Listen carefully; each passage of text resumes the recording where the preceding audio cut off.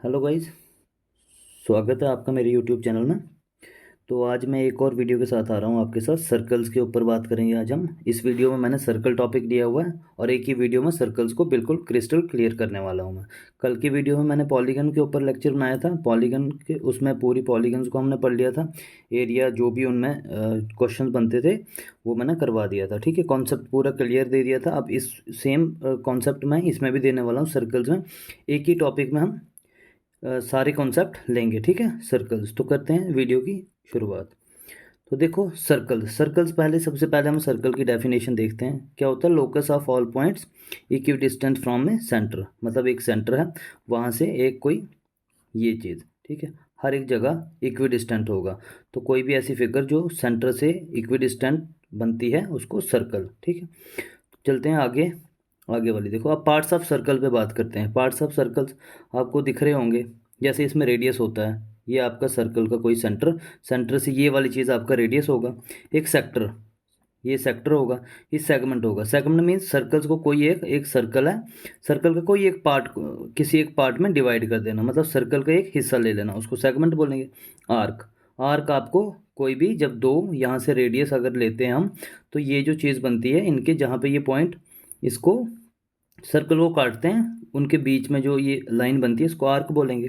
Tangent, tangent आपको ये वाली आ गई, जैसे ये ड्रॉ की है यहाँ पे, मीन्स कि आपके एक पॉइंट पे जो टच होके निकलती हो। ठीक है, जो टच करती हो।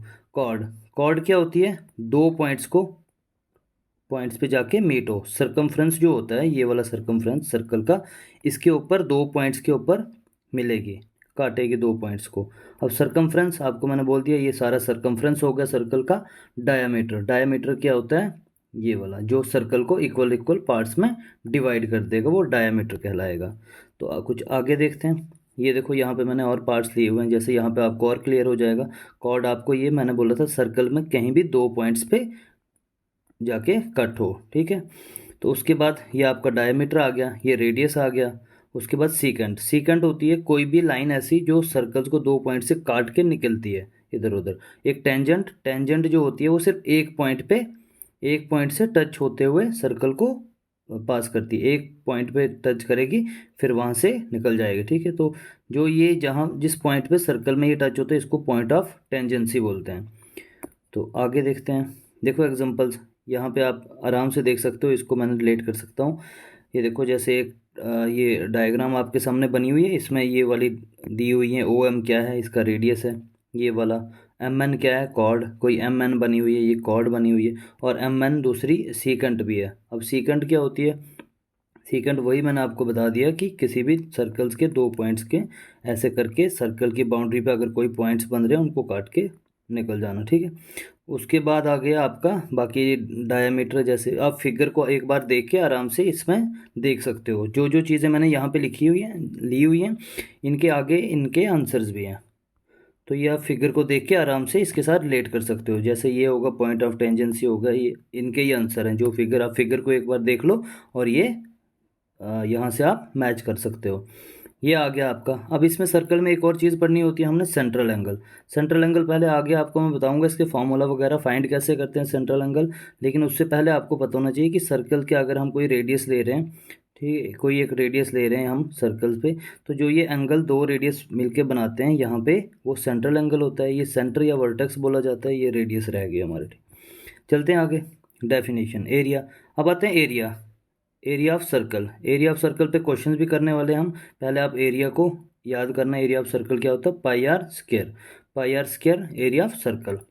चलो आगे, आगे देखते हैं डेफिनेशन इसकी। सेंटर ऑफ सर्कल, अगर सेंटर की डेफिनेशन, सेंटर ऑफ सर्कल क्या होता है? ये जो हर साइड से सर्कल को इक्वल डिस्टेंस पे होता है, सर्कल के equidistance, a point within a circle that is equidistant from all points on the circle. चलते हैं आगे। ये देखो, ये मैंने वही चीज़ पीछे वाली, सरकमफ्रेंस। आप देखो, मैंने सरकमफ्रेंस आपको बता दिया, ये वाला आपका सरकमफ्रेंस आ गया। डायामीटर, डायामीटर आपका ये आ गया जो सर्कल को इक्वल पार्ट्स में। और रेडियस, रेडियस आपका ये होता है किसी भी एक पॉइंट से उस पे, एक पॉइंट से एक पॉइंट पे परपेंडिकुलर होना। ठीक है, distance from the centre of the circle. Radius क्या होता है 1/2 ऑफ डायमीटर। ठीक है, डायमीटर ये अगर रेडियस जो होता है डायमीटर का आधा काट रहा है तो इसका मतलब आर जो होगा वो होगा आपका 1/2d। डायमीटर का जो रेडियस होता है वो आधा होता है। चलते हैं आगे। आगे देखो एरिया ऑफ सर्कल हम मैंने पढ़ा दिया आपको। अब एरिया ऑफ सेक्टर, जो हम सेक्टर की बात की थी मैंने आपको, ये वाली ये सेक्टर की बात की थी। तो इसमें क्या पढ़ना है हमने, इसमें सेक्टर पढ़ इसमें सर्कल का एरिया तो आपने पढ़ लिया। अब देखते हैं सेक्टर का एरिया कैसे निकालते हैं। सेक्टर देखो, ये एरिया ऑफ सेक्टर क्या होता है θ/360 इंटू पाई आर स्क्वायर। अगर थीटा डिग्रीज में दिया हुआ है, एंगल अगर डिग्रीज में लेना हो, अगर रेडियन में लेना हो तो तब एरिया ऑफ सेक्टर क्या आता है 1/2 आर स्क्वायर थीटा। तो ये फॉर्मूले तो आपको खुद याद रखने पड़ेंगे, फॉर्मूले के लिए कोई ट्रिक नहीं होती, कोई क्वेश्चन हम फॉर्मूले से निकाल सकते हैं। तो फॉर्मूले आपको याद करने पड़ेंगे। देखो एरिया ऑफ सेक्टर जो होता है θ/360 into pi r square. Video को अच्छे से देखो, अगर अच्छे से वीडियो को 1-2 बार देख लोगे तो अच्छे से सारे कॉन्सेप्ट क्लियर हो सकते हैं आपके। चलते हैं अगली स्लाइड पे। एरिया ऑफ सेक्टर मैंने आपको बता दिया, ये वही है। अब आता है central angle. Central angle of circle, इसके बेसिस पे आपको आपको आगे सारे क्वेश्चन भी देखने को मिलेंगे। पहले सिर्फ वीडियो में कॉन्सेप्ट होना चाहिए कि कॉन्सेप्ट आपका क्लियर होगा। जब सर्कल्स आपको एक बार पूरा समझ आ जाएगा, उसके कॉन्सेप्ट हो जाएंगे, तो किसी भी टाइप का क्वेश्चन आए आप आराम से कर सकते हो। अब बात करते हैं सेंट्रल एंगल की। सेंट्रल एंगल फिर से मैंने डिग्रीज में अगर हो तो क्या फार्मूला रहेगा और रेडियंस में हो तो क्या फार्मूला रहेगा। अब देखो अगर डिग्रीज में है तो सेंट्रल एंगल थीटा, थीटा क्या होगा arc length into 360। Arc length मतलब आर्क आपकी अगर कोई ये बन रही है, जैसे ये वाली आर्क, जितनी इसकी लेंथ होगी ये वाली आर्क बनी, जितनी इसकी लेंथ होगी वो आर्क लेंथ होगी। ठीक है, इसका फॉर्मूला है सेंट्रल एंगल का arc length into 360/2 pi R.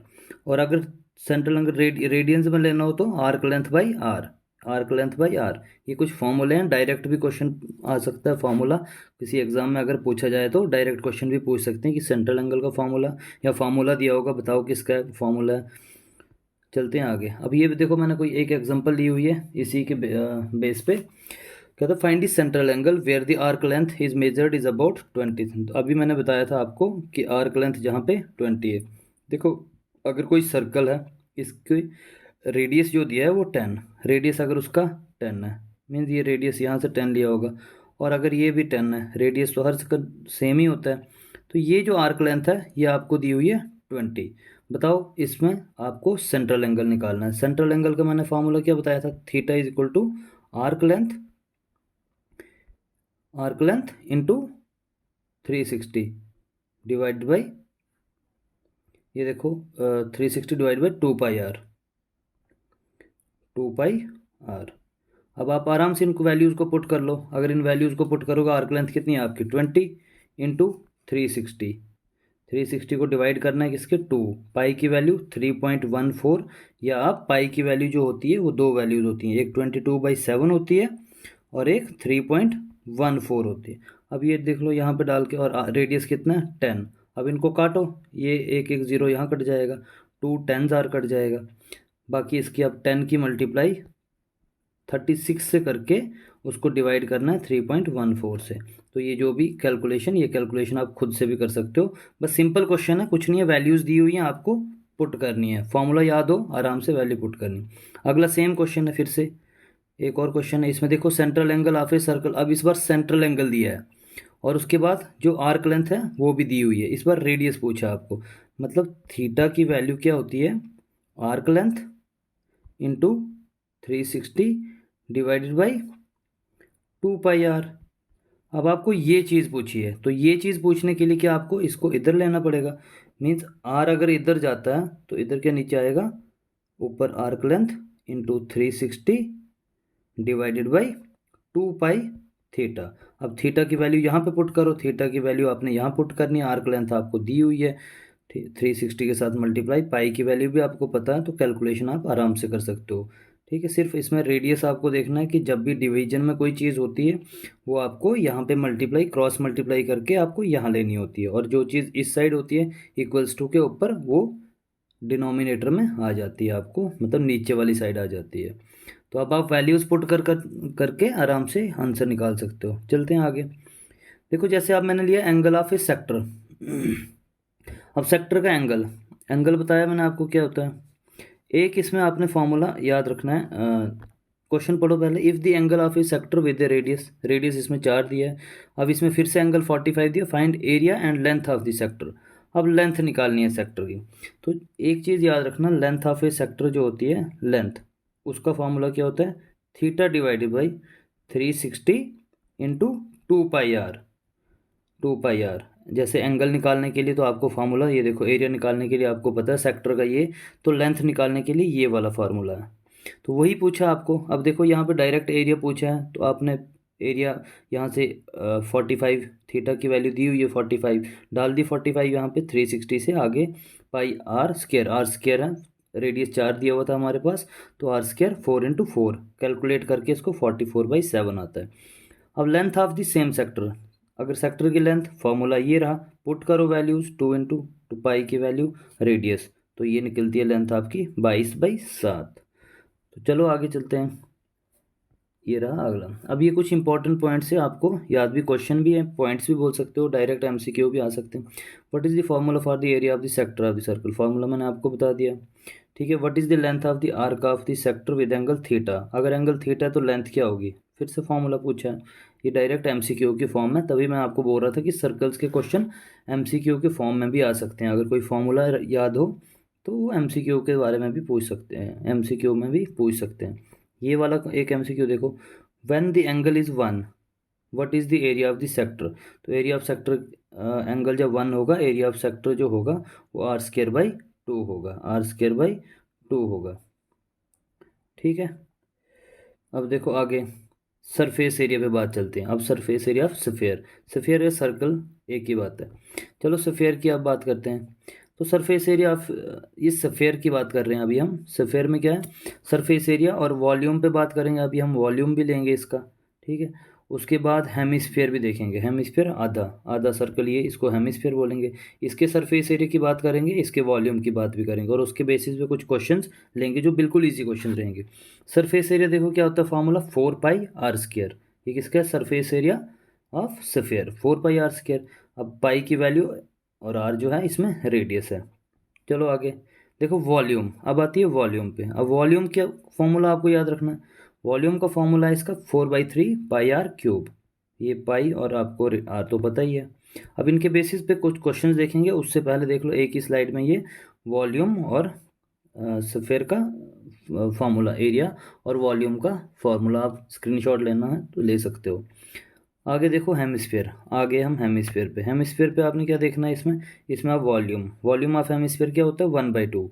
अब सर्कल अगर पूरा है तो इसका आधा, अगर सर्कल का 4/3 पाई r³ है तो इसका आधा क्या करेंगे, आधा मतलब 1/2 से मल्टीप्लाई करना पड़ेगा, तो वही करके इसका जो एरिया बनता है वो 2/3 पाई r³ बनेगा। देखो ये 2 1 जार 2 2 जार, तो 2/3 पाई r³ बनेगा इसका।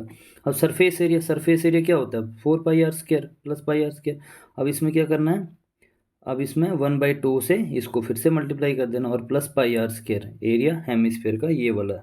अगर रेडियस इसका एक और तो इसका फॉर्मूला क्या निकलेगा, सिंपल, आपको सिर्फ फॉर्मूला याद रखना है। तो इसका फॉर्मूला क्या आएगा, 3 पाई r², सरफेस एरिया 3 पाई r²। अब एक बार देख लो स्फीयर का तो क्या था, सरफेस एरिया 4/पाई r², और इसका हेमिस्फीयर का क्या है 3 पाई r²। ठीक है। तो अब चलते हैं आगे कुछ क्वेश्चंस। देखो मैंने क्वेश्चंस दिए हुए हैं, बिल्कुल इजी क्वेश्चन है, बेसिक क्वेश्चन है। लेकिन आपको अगर मैथ्स समझना है तो उसको पहले बेसिक्स आपके बहुत क्लियर होने चाहिए। अब यहाँ पे डायमीटर 14 दिया हुआ है, तो रेडियस क्या होगा, रेडियस क्या होता है डायमीटर का हाफ, डायमीटर का हाफ 14 दिया तो कितना आएगा रेडियस, 14/2 मतलब 7 आएगा रेडियस आपका। 7 रेडियस आया। देखो रेडियस ऑफ स्फीयर अगर 7 है, सरफेस एरिया डालो जी 4 पाई r², पाई की वैल्यू 7 और रेडियस आ गया 7 इंटू 7। इसको सबको कैलकुलेट करके आप ये देखो, ये 7 और ये 7 इसने यहीं पे काट दिया, 4 × 22 × 1 × 7, तो ये टोटल एरिया निकलता है ये वाला सरफेस एरिया। चलते हैं अगला क्वेश्चन। देखो यहाँ पे जो है r7 गिवन है, तो वही सेम क्वेश्चन है। टोटल सरफेस एरिया हेमिस्फीयर पे, अब हेमिस्फीयर के एरिया की बात करते हैं। r10 है, ये एरिया क्या फॉर्मूला क्या होता है 3 पाई r², तो 3 पाई की वैल्यू ये r², 10 × 10 करो इसको मल्टीप्लाई, तो इसको मल्टीप्लाई करने पे देखो एक ज़ीरो जब आएगा तो पॉइंट इधर आ जाएगा, दूसरा ज़ीरो आएगा तो पॉइंट इधर, मीन्स 314। जब इसको मल्टीप्लाई, देखो किसी भी चीज़ को आप जब मल्टीप्लाई 10 से करते हो पॉइंट की फिगर्स को, जैसे अगर 2.1 इंटू 10 करेंगे तो इसका मतलब ये पॉइंट हट के 21 हो जाता है, ठीक है। अगर यहाँ पे 3.14 दिया हुआ है, अगर इसको 10 से मल्टीप्लाई करेंगे तो ये 31.4 बनेगा, और अगर दोबारा 10 से करेंगे तो ये 314 बन जाएगा। वही सेम यहाँ पे कैलकुलेशन आप खुद देख सकते हो इसकी। अब वॉल्यूम और सरफेस एरिया, अब वॉल्यूम और सरफेस एरिया का क्वेश्चन साथ में लिया। Calculate volume and total surface area of hemisphere, देखो यहाँ पे 4 दिया हुआ है इसका, रेडियस जो 4 दिया हुआ है, तो सिंपल वैल्यू पुट की है, ज़्यादा कुछ नहीं किया, आराम से देख सकते हो, अब इसको समझ सकते हो। अब यहाँ पे अगर रेडियस 5 दिया है, अगर 5 सेंटीमीटर, वॉल्यूम निकालो, ठीक है। उसके बाद वॉल्यूम का फॉर्मूला डाला 4/3 पाई आर क्यूब, आर कितना है 5, तो 5 का क्यूब, ये करो इसके साथ काट कूट के सॉल्व करके सिंप्लीफाई करके इसको वॉल्यूम आपका ये आएगा। चलते हैं आगे, ये एक और क्वेश्चन है। यहाँ पे क्या है, given that diameter A B is a diameter in a circle M, and angle D M B, ये वाला एंगल डी एम और बी ये दिया हुआ है, ये देखो एंगल दिया हुआ है एक। Determine M A C, angle मतलब ए निकालना है, एम ए सी, एम कहाँ पे हमारा एंगल, हाँ ये एम ए और सी निकालना है हमने। अब देखो ये आर्क लेंथ हमारे पास 4x है, तो to measure an arc is central angle is its central angle. अब सेंट्रल एंगल जो हमारे पास 4x होता है ना, तो एक आर्क को मेजर करने के लिए अगर कोई सर्कल पे ये आर्क है, इसका सेंट्रल एंगल कितना है, वही उसकी आर्क लेंथ भी होगी। तो measure of the semi circle is, आपको पता ही है ए बी इज 180, ये क्यों है एंगल 180, देखो एम ए और बी ये स्ट्रेट है, स्ट्रेट लाइन डायमीटर है, मतलब स्ट्रेट लाइन का एंगल कितना होगा 180 होगा, तो ये वही लिया हुआ है एम ए बी जो 180 है। अब देखो 180 है, 180 कौन सा है, एक बार इसको मैं क्लियर करके आराम से समझाता हूँ। ये पूरी चीज़ जो है ये 180 एंगल है। अगर ये 180 है, इसका मतलब इसको प्लस करूँ मैं और इसको प्लस करूँ, वही यहाँ पे किया हुआ है, 5x + 12 + 2x = 180। यहाँ से हमें x की वैल्यू निकल जाएगी 24, x की वैल्यू निकल जाएगी 24। अब देखो आर्क यहाँ पे क्या पूछा था हमारे पास, डिटरमाइन एम ए सी, मतलब ये वाली चीज़ हमें निकालनी चाहिए, M A C arc length ये वाली। अब ये कैसे निकालिए, देखो ये क्या थी 4x, तो x की वैल्यू कितनी आई 24, तो 20 × 4 करेंगे वो आएगा 96। तो ये आपका था क्वेश्चन। चलते हैं अब कॉर्ड। अब कॉर्ड की देखो लेंथ पूछी जाती है, एक आती है कॉर्ड लेंथ, कॉर्ड आपकी ये वाली होगी, इसकी कॉर्ड लेंथ पूछी जाती है। इसका फॉर्मूला क्या है, फॉर्मूला देखो 2 × (r² - d²), ठीक है, r² - d क्या है, ये आपका यहाँ पे दिया। अब देखो ये डिस्टेंस और रेडियस का आपको डिफरेंस लेना है, इसके बेस पे एक क्वेश्चन लिया हुआ मैंने, पढ़ो क्वेश्चन को पहले। Radius of a circle is 13 centimetre and X Y is a chord which is at a distance of 12 centimetre from the centre, the length of the chord is, तो chord की length. अब आपको मैंने cord length का क्या formula बताया, वो होता है ट्वाइस ऑफ (√r² - d²). यहाँ पे सिर्फ कॉर्ड लेंथ इन्होंने ऐसे बाद में इन्होंने फॉर्मूले को डबल किया हुआ है। देखो यहाँ से अभी ये लेंथ हमें दी हुई है, 13 सेंटीमीटर दिया था और 12 सेंटीमीटर इसको डिस्टेंस दिया था, ठीक है।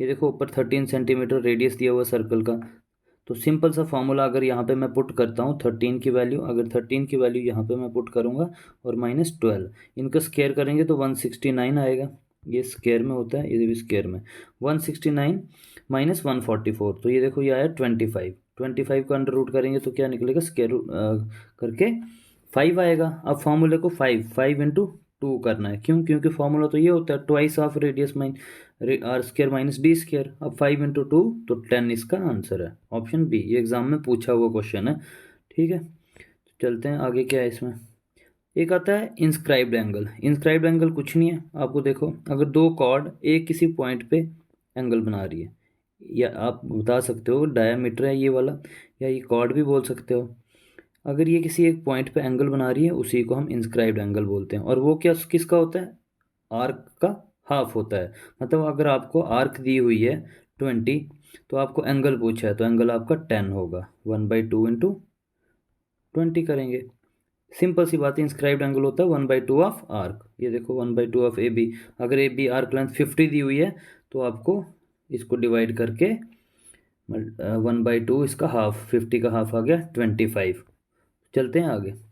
तो बस ये वीडियो यहीं तक थी। जितने कॉन्सेप्ट सर्कल्स पे बनते हैं वो मैंने इसमें कवर कर लिए।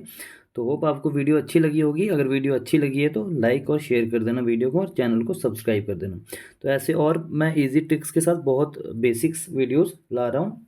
इसके बाद जो है वीडियो वो मैंने उस पर ट्राइंगल पे लाई हुई है, सॉरी ट्राइंगल्स पे नहीं, ट्रिग्नोमेट्री पे लाई हुई है। तो ट्रिग्नोमेट्री पे भी लाएंगे वीडियो, उस पर भी बिल्कुल एक ही वीडियो में वन शॉट वीडियोज़ हैं, कोई ज़्यादा लेंथी वीडियो भी नहीं है। आप आराम से पूरा सर्कल का ओवरव्यू यहाँ से ले सकते हो। जैसे आपकी ये वाली सीरीज़ ख़त्म हो जाएगी उसके बाद एमसीक्यू लाएंगे और बहुत सारे एमसीक्यू करेंगे, उसके बाद आपके कंसेप्ट और ठीक हो जाएंगे। तो करते हैं वीडियो को यहीं पे ख़त्म। तब तक के लिए खुश रहो, गुड बाय।